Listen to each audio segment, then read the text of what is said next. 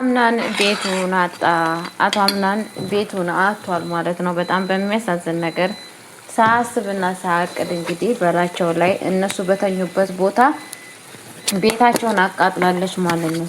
ሲፋን እንግዲህ በጣም አረመኔና በጣም ሴጣን የሆነ ሴትዮ ማለት ነው። በእናቷን በቀል የተነሳ እንግዲህ በጣም በሚያሳዝን ነገር ቤቱን በላቸው ላይ ለኮሳባቸዋለች ማለት ነው። አቶ አምናን በጣም ውስጤ ይፈራል፣ ውስጤ ሰላም አይሰማኝም እያለ ነበረ። እውነትም በጣም በሚያሳዝን ነገር እንግዲህ እንደፈራው ይሄ ነገር ተከስቶበታል ማለት ነው። ሰላም ሰላም ብያለሁ ውድ የተከበራችሁ ቤተሰቦች፣ እንዴት ናችሁ? ደህና እግዚአብሔር ይመስገን፣ እኔ በጣም ደህና ነኝ። ለቤት አዲስ ሆናችሁ ላይክ እና ሼር እያደረጋችሁ እንድታበረታቱኝ በአክብሮት ጠይቃችኋለሁ። ይዤላችሁ የመጣሁት ድራማ አስተማሪውና ልብ አንጠልጣዩን የሆነውን እንትን ድራማ ይዤላችሁ መጥቻለሁ። በጣም በሚያሳዝን ነገር እንግዲህ እንደምታውቁት ማለት ነው የድር ድራማ በጣም ነው የሚያሳዝነው። እውነቴን ነው የምላችሁ፣ ውስጤን የበላኝ ማለት ነው። አቶ አምናን እንግዲህ ምንም ነገር ሳያስብ እንግዲህ ያስባችሁታል። ማንኛችንም ሰዎች ስንሆን አለም ብለን ያሰብነውን ነገር እንደው ድንገት ስናጣ ምን አይነት ስሜት እንደሚሰማን እኔም እናንተም እናውቃለን ማለት ነው። እውነቴን ነው የምላችሁና ብዙ ነገሩን አጥቷል። አሁን ደግሞ መኖሪያ ቤቱን አጥቷል ማለት ነው። እንግዲህ ይሄ ሁላ ነገር ለምንድን ነው የመጣበት ሲባል አንደኛ ቤት ውስጥ ምንድን ነው እየተፈጠረ ያለውን ነገር የሚባለውን ነገር አለማወቅ። ገባችሁ? ብዙ ጊዜ እኛ ሰዎች ስንባል ምንድነው የሆነ ነገር ችግር ሲመጣብን ውጭ ነው የምናውቀው። አከሌ ነው በቃ ይሄን ነገር የሚያደርግብኝ፣ አከሌ ነው ይሄን ነገር የሚያደርግብኝ ብለን ነው የምናስበው እንጂ ቤት ውስጥ እየተፈጠረ ያለው ከዙሪያችን ማን ናቸው፣ ዙሪያችን ያሉ ሰዎች ምን አይነት ሰዎች ናቸው ብለን መመርመር ሳይሆን ያለብን ውጭ ነው ማለት ነው። አቶ አምናን ይሄንን ነገር በማድረጉ በጣም ችግር ውስጥ ጥሎታል ማለት ነው። ምክንያቱም ሁሉን ነገር ከቤት ውስጥ ያለውን ነገር ቤት ውስጥ ያለውን ችግር ከመጀመሪያ ነው የሆነ ነገር ሲጠፋ ያው በመጀመሪያ ነው የእናቴ መድኃኒት ተቀየረ ብሎ በጣም በሚያሳዝን ነገር ብሌንን ነው የደበደባት ማለት ነው። እንግዲህ እንደዛ አዋርዷት እንደዛ ክብሯን ዝቅ አድርጎ ነበር ሲናገራት የነበረው ማለት ነው። ከዛም በኋላ ግን ቤት ውስጥ ያለውን ነገር መመርመር ነበረበት። ምንድነው የተፈጠረው ምንድነው ያለው ብሎ ማወቅ ሲገባው ጭጭ አለ። ብሌንን እንደዛ በሰው ፊት አዋርዷት ዝም አለ። ይሄው የአቶ አምናን ነገር ሁሉ ነገር እንዳለው እየቀጠለ ይገኛል ማለት ነው። አሁንም ቤት ውስጥ እንግዲህ እየታመሰ ቤት ውስጥ ግን እያመሰችው ያለችው አንደኛ ሜርሲ፣ ሁለተኛ ሲፋን ነች ማለት ነው። አቶ አምናን ግን ይሄንን ነገር ምንም ነገር አላስተዋለም አላወቀም ማለት ነው። በእንደዚህ አይነት ነገር ግን ብዙ ነገሩን እያጣ ይገኛል። ብዙ ነገሩን አጥቷል ማለት ነው። እያጣ ያለው ነገር እውነት ምንድነው ሲባል ደግሞ አንደኛ ገባችሁ እንደዚህ የሚያደርገውን ሰዎችን ማን መሆናቸውን እስካሁን ያወቀ ነገር የለም። አለማወቁ በጣም ነው።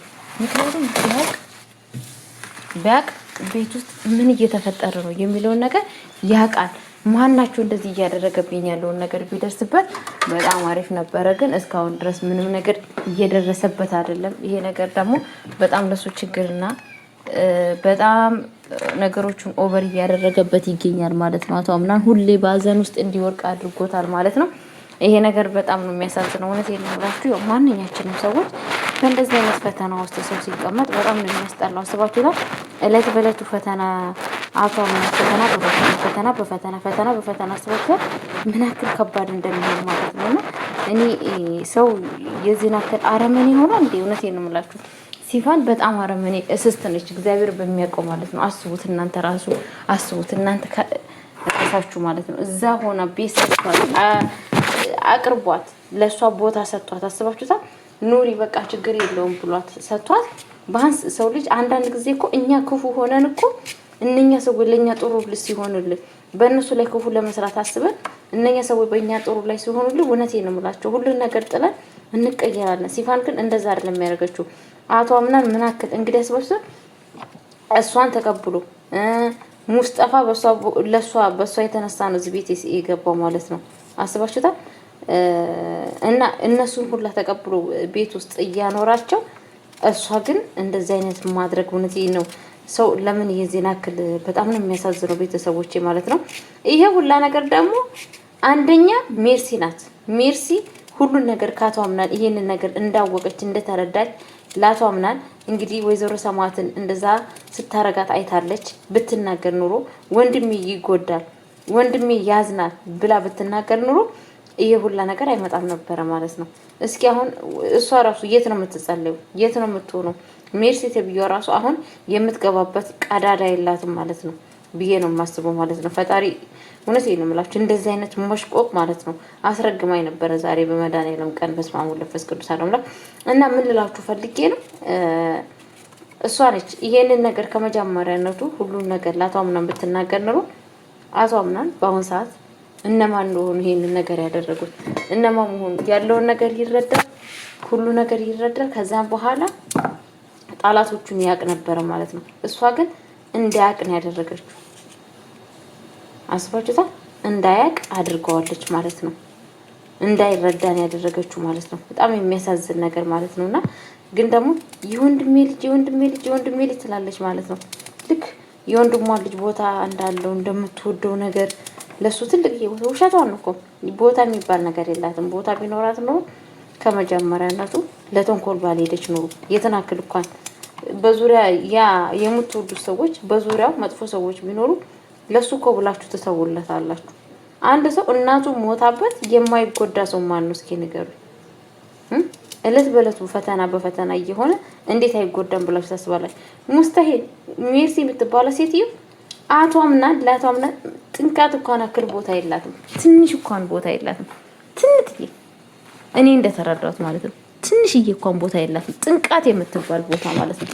ቦታማ ቢኖራት ነው ከመጀመሪያነቱ ለሱ አስተሳሰብ ብታስብለት ኖሮ የወንድሜ ልጅ ብላ ብታዝንለት ኖሮ ይሄ ሁላ ነገር ችግር ሲገጥሙ ይሄ ሁላ መከራ ሲያጋጥሙ ልጄ ምን ሆነክ ነው ብላ ታዳምጠው ነበረ ማለት ነው።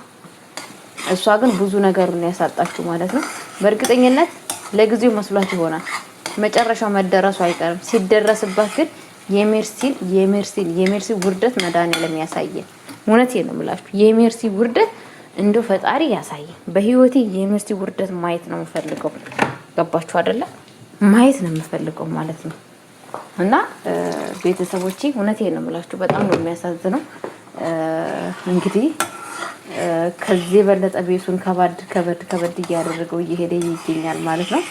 ይሄ ድራማ ገና እንደመጣ በጣም ያው ፍቅር ነበረ ይዞ የመጣው ግን ደግሞ በስተመጨረሻ ላይ እለት በእለቱ እያየን ያለነው ነገር በጣም ነው የሚያሳዝነው። ሁላችንም በቤታችን ውስጥ ያለው ጉዳይ ሁላችንም በቤታችን ውስጥ አንቆን የተቀመጠ ችግር ነው እዚህ ቤት ያለው ማለት ነው። ችግሩ ምንድነው ሲባል እንግዲህ ያው ከቤት ውስጥ ነው ከዘመድ እንግዲህ አስባችሁታል። ዘመድ የምትሉ ሰዎች አካሌ ብላችሁ የምታስቡ ሰዎች እለት በእለቱ እንደዚህ የእናንተ ውድቀት እያደረገ እንደዚህ መከራ ስቃይ ሲያሳያችሁ ምን አይነት ስሜት እንደሚሰማችሁ አስቡ። አቶ አምና በአሁን ሰዓት ምን አይነት ስሜት እንደሚሰማው አስቡት። እውነቴን ነው እንግዲህ በመከራ ስቃይ ውስጥ እያሳለፈ ይገኛል አቶ አምና። ለዛውም በራሱ ባክስቱ አክስቴ ብሎ ባከበራት። ከዚህም በፊት እንግዲህ እናሳራንን እንዴ ከቤት ውስጥ ውጪ ብሎ ላባራት እንደነበረ እኔ እናንተ እናውቃለን ማለት ነው። ለዚቹ ለሜርሲ ብሎ ማለት ነው። ለዚች ለማትረባ ሜርሲ ተብዬዋ ማለት ነው። ለማትረባ አስባችሁ ለእንደዚህ አይነት ድንጋይ ራስ ብሎ ከናሳራ ጋር ተጣልቶ አስባችሁ ይሄ ሁላ ነገር ሌት ለወይዘሮ ሜርሲ ነበር። ሜርሲ ግን ውሻ ናት። ውሻ አንዳንዴ ተሰጡትና ይከዳቸዋል፣ ከኋላ ይበላቸዋል፣ ከኋላ የሆነ ነገር ያደርጋቸዋል። ሜርሲ ማለት እንደዚህ አይነት የሆነች ውሻ ሴት እየሆነች ማለት ነው። ፈጣሪ እንደዚህ አይነት ሰው በህይወታችሁ አይስጣችሁ፣ በህይወታችሁ አያሳያችሁ። አሜን በሉ። እውነቴን ነው የምላችሁ። እንደዚህ አይነት ክፉ ሰዎች ማለት ነው በህይወታችሁ እንደዚህ አይነት ክፉ ሰዎች ካላችሁ በጣም አስቸጋሪ ነው። በጣም አስባችሁታል። እና በጣም ነው የሚያሳዝነው። አክስትየዋ እንደዚህ ያደረገቻት እናቷ እዛ ደረሰች። የአክስታየውን ልጅ አሳግታ ምን ያክል መስዋዕት እንዳስከፈሉ ታውቃላችሁ። እና እለት በእለቱ በቃ ምን ልበላችሁ ችግር ነው እዚህ ቤት እየተደረገበት ያለው ባቷ ምናምን በሁላቸውም ማለት ነውና ፈጣሪ እንደዚህ አይነት ጭካኝ ሰዎችን እግዚአብሔር ይሰውራችሁ። ቤተሰቦቼ መድኃኒዓለም ይሰውራችሁ። እና በአሁኑ ሰዓት አቶ አብራር እንግዲህ ቤቱን ያው ካሜራ አይቶ ይረዳል ማጣላቶቹ እንደሆነ ያውቃል በማለት አስበን ነበረ። እስካሁን ድረስ እንግዲህ አቶ አምናን ምንም ነገር የተረዳው ነገር የለም። ማን ቤቱን እንደዚህ እያደረገ እንደሆነ ማንስ ይህንን ነገር እየፈጸመ እንዳለ እስካሁን ማንም ሰው የነቃ የለም። ትንሽ የነቃችሁ እናሳራለች እናሳራ። ለዛውም ጥይቱን የወይዘሮ ሞርዜላን ብቻ ነው ያወቀችው። ሌላው ሁሉን ነገር አላወቀችም። አስባችሁታል? የወይዘሮ ሞርዜላን ብቻ ነው ያወቀችው እና ሌላው ሁሉን ነገር አላወቀችም። ሌላውን ነገር ስታቅና ስትረዳ ምን አይነት ከባድ እንደሆነ ምን አክል ሆዱ ሚስጥሩን ሁሉ ነገር ስታውቅ ከበድ ነው የሚለው ማለት ነው። እንግዲህ ፈጣሪ እያሳያት ነው ምላችሁ። ፈጣሪ እሷ እንኳን የሆነ ነገር ካወቀች እሷ እንኳን ሁሉን ነገር ከገባት እውነቴን ነው ምላችሁ ነገሮችን ሁላ ትረዳለች፣ ታውቃለች ብዬ አስባለሁ። ቤተሰቦች ትረዳለች፣ ታስባለች ብዬ አስባለሁ። ምክንያቱም ከንትን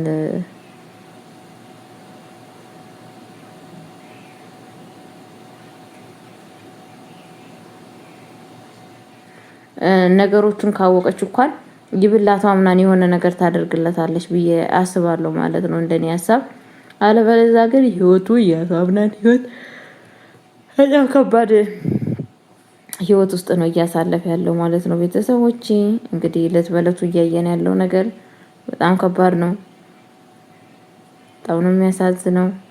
ለጠላት አይስጥ እንደዚህ ክፋት፣ እንደዚህ አይነት መጥፎ ነገር ለጠላት አይስጥ። ቤተሰቦች ለማንም አይስጥ፣ እንደው ለማንም አይስጥ ጋይስ። እኔ እውነቴን ነው የምላችሁና በጣም ነው ያሳዘነችኝ። እንግዲህ ብሌንም ያቷ ምናምን ደግሞ ጸባዩ እንደ ስስት ነው እየተቀየረ ያለው። ባንሰሞለታ እንግዲህ የኔ ቆንጆ የኔ ፍቅር አንቺ ከኔ መራቅ የለብሽም ወድሻለሁ፣ ፈቅርሻለሁ እያለ ፍቅሩን ሲገልጽላት ነበረ። አሁን ደግሞ እንደ ስስት ተቀይሮ ሌላ ሰው ሆኗል። አቶ ምናንሻ ሌላ ሰው የማናውቀው ሰው ሆኖ ቁጭ ብሏል። በጣም ነው የሚገርመው። የማናውቀው ሰው ጭራሹን ማለት ነው የምናውቀው ሰው የማናውቀው ሰው ሆኗል። እስቲ ያስባችሁታል? እንዴት ነው ሰው ልጅ በአንድ አፍታ የሚቀያየረው እንደዚህ እንደ ስስት ማለት ነውና ፈጣሪ ለሱ ልቦና ይስጠው ማለት ነው። የዚህን ያክል ቅያሬ የዚህን ያክል ክፋት ስላችሁ እሱም በቃ እንትና ልጇን አስወጣታለች። ልጇ ወጥቷል አይደለ? ከወጣ አርፎ ከብሌን ጋራ ህይወቱን ቢኖር ብሌን ለሱ የምትጠቅመው ሴት ነች። በጣም ጎበዝ ሴት ነች። አስተዋይ ሴት ናት። ስለዛን ከሱ ጋራ ሆኖ ህይወቱን ጊዜውን አብሮ ቢመራ በጣም አሪፍ ነው። የተመረጠ ነው ጋይስ። ዝም ብሎ ባይጃጃል ሰዓቱን ጊዜውን ባይጨርስ በጣም የተመረጠ ነው። አቶ አምናን ግን ያው እንደዛ እያሰብ አይደለም። ምን እንደሚያስብ ነው አንዳንዴ ግራ ይገባኛል። ብላለች እሷ ማለት ነው። ምንድነው አንተ እንደዚህ የሚያደርግህ? አንዳንዴ ጥሩ ሰው ነክ ብዬ ስል መጥፎ ሰው ትሆናለህ፣ መጥፎ ሰው ነክ ብዬ ስል ጥሩ ሰው ትሆናለህ። ግራ ገባኸኝ ብላ ነቅ ጠይቀችው። እሷም ማለት ነው ግራ ገባኝ ስላንተ ነገር ምንድነው ጸባይክ? ያኔ ለምንድነው እንደዚህ የምትሆነው? በማለት እንግዲህ እሱን እየጠየቀችው ነበረ ማለት ነው። ለጊዜው ምንም ነገር አልመለሰላትም።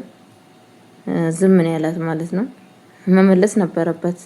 ያው ግን እኔ እናትክ ያለችውን ነገር አንዳንዴ ሳስብ እውነት ነው መሰለኝ ምናምን አለችው። ማለት ምን ጸባይክ በጣም አስቸጋሪ እንደሆነ እንደሚቀያየር ነግራይ ነበረ አለችው። ከዛ እንደዚህ እየነገረችሽ ነው ወይ ታዲያ አንቺ ለምንድን ነው ታዲያ እንደዚህ ያኔ እሷ እንደዚህ እየነገረችሽ ለምን አትረጅኝም ነው ማለት ነው።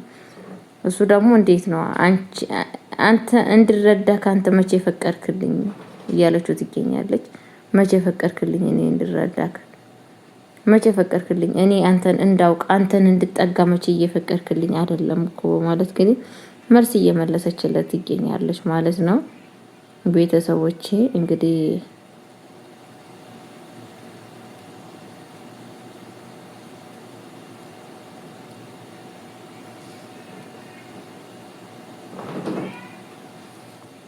እውነቷን ነው። እንዴ አንድ ሰው እናንተ እንድትረዱት ፍቃድ ሳይፈቅድላችሁ ዝም ብሎ ከመሬት ተነስቶ ተረዱኝ ማለት አለ ብላችሁ ታስባላችሁ እናንተስ? የለም ጋይስዬ። ስለዚህ አናቷምናን የራሱ ጸባይ ራሱ ለራሱ እየገባው ያለ አይመስለኝም። ለራሱ ሲገባዋል እንዴ ማለት አላውቅም። ያዙ ተያዘ ሲባል ይሮጣል፣ ተሮጠ በቃ ሲባል ብላለች ብሌንም ማለት ነው። እኔ በጣም ግራ እየገባኝ እያለች ነው እንግዲህ ያማከረት ይገኛለች እና ሳራንም እንደዚሁ ደግሞ ሙስጠፋ የሙስጠፋ ጠይቅ እኔ ምንም ደስ አላለኝም። ሙስጠፋ ችግር የሚፈጥር ሰው ነው ብዬ ነው የማስበው። ግን ደግሞ ከእንትና የተሻለ ሰው ነው፣ ከእንትና ጥሩ ሰው ነው፣ ይሻላል፣ ከሲፋን ይሻላል። ሲፋን የምታደርጊውን ነገር ንገሪኝ በማለት እየጠየቃት ነው። እሷ ግን ፈቃደኛ አይደለችም ለመናገር። ለማንኛውም ቤተሰቦቼ በቀጣይ ቪዲዮ እስከምመጣ ቸር ቆዩልኝ። ወዳችኋለሁ፣ አከብራችኋለሁ። ለቤት አዲስ ሆናችሁ ላይክ እና ሼር እያደረጋችሁ እንድታበረታቱኝ በአክብሮት ጠይቃችኋለሁ። ሰላማችሁ ይብዛ ይበልኝ።